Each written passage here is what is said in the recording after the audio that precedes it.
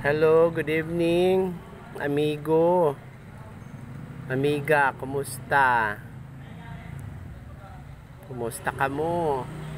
Kayo, lahat. Pag-usapan natin yung mga friendship, yung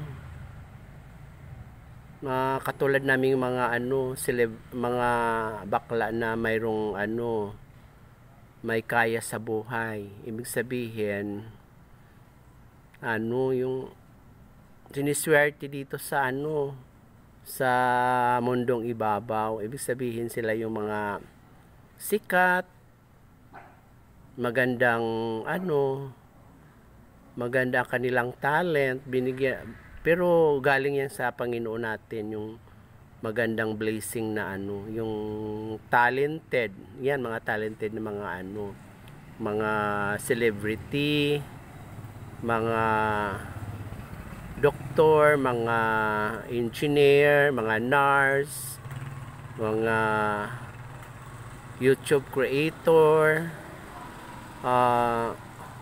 TikTok creator, mga basta maraming mga siniswerte na na mga ating mga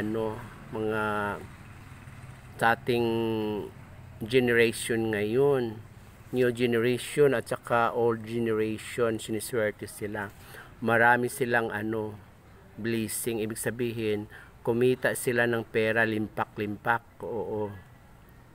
Nakapundar sila ng maraming mga gamit, kagaya ng mga cars, mga appliances, gold, yan, property, yan, ang dami nilang diba friend, ang dami nilang mga oo, yung mga sikat na mga personalidad, no? Pero ang mas maganda dyan, no, friend, yung mayroon silang mayroon silang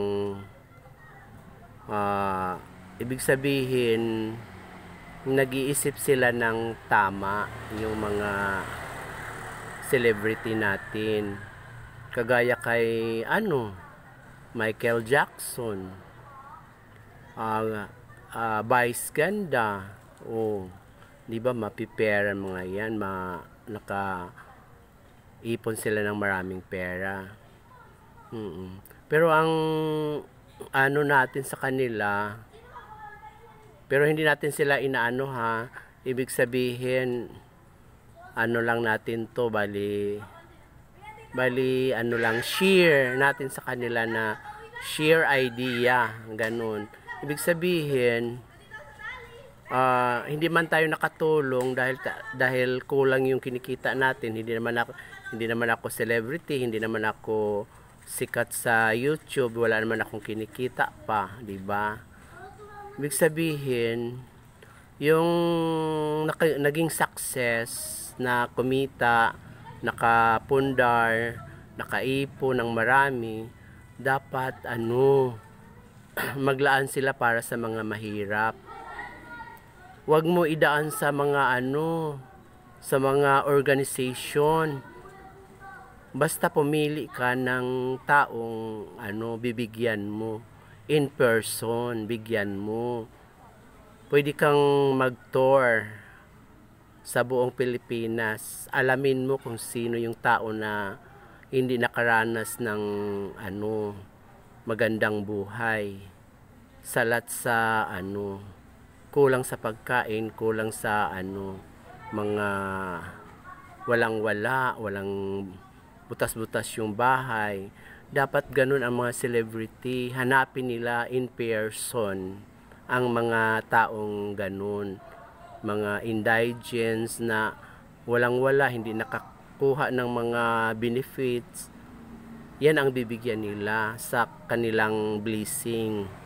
Oo. Huwag na bigyan yung mayroong mga dinadaan sa mga organization, kasi alam mo naman ang organization, lang sila,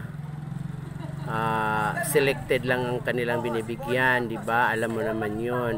Pero kung ikaw ang pumili ng ano, bibigyan mo, makikita mo sila. Makita mo yung kanilang kalagayan. Punta ka sa Cebu o pumasyal ka lang doon, tingnan mo. Uy, nakita mo yung bahay ng isang ano. Uy, walang-wala, butas yung bahay na. Bigyan mo, yun ang ano mo, selection mo, bigyan mo. Oh, 'di ba? Malaking bagay 'yun. Lalo na ang ano, yung mga may ibig sabihin, yung nakaipon talaga ng maraming pera, limpak-limpak, 'di ba? Ang ibang creator nagbibigay sa mga mahirap, no? Pero binibidyohan nila pero kapalit nung ano kanilang ano para kumita sila. Oo. Ganun ang mga creator ngayon. Pero maganda yung ating mga celebrity, mga mayroon din akong anuhin sa iyo friend na yung ano halimbawa celebrity kagaya ni Michael Jackson. Hindi man lang siya mag-isip na ano no na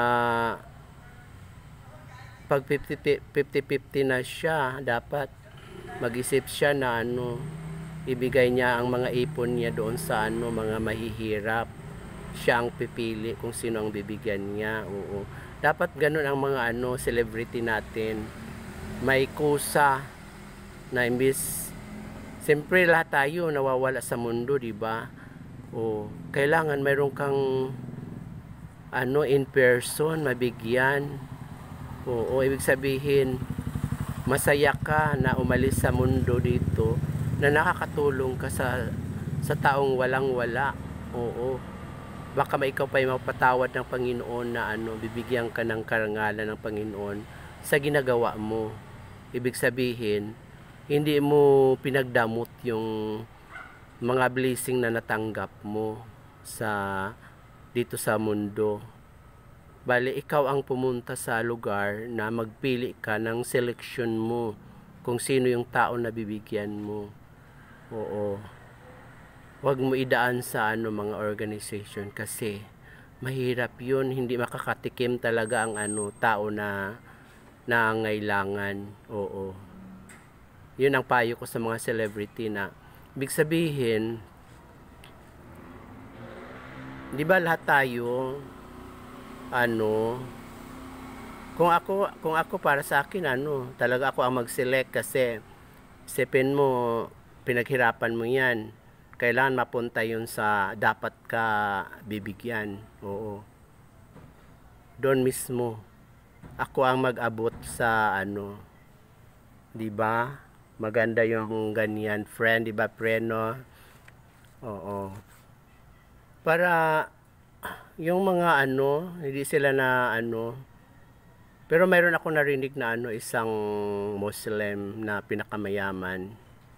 Lahat ng kayamanan niya binigay sa mga mahirap. Oo.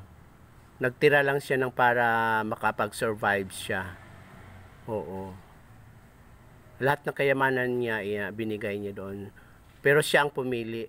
Siyang pumili ng tao na bibigyan niya. Iniisa-isa niya yung ano, nagtutor siya doon niya. Oo. Ganun dapat, no? Oo. Pero kung hindi mawala ka na lang sa mundo tapos nakabalandra yung mga pera mo, nakabalandra yung mga gamit mo at saka mga ano mo, hindi ka mapatawad ng Panginoon. Oo. Kasi pinagdamot mo yung ano mo, blessing mo. Nakaano lang, hindi nagamit. Ang nakagamit lang ibang tao. Ibig sabihin, buhay ka pa, dapat kumilos ka, i-share mo na doon. Tingnan mo yung tao nung sino yung walang-wala, yun ang bigyan mo. Huwag mo iwanan na nakabalandra, 50-50 ka na. Huwag mo iwan. Ibigay mo na sa mga mahirap.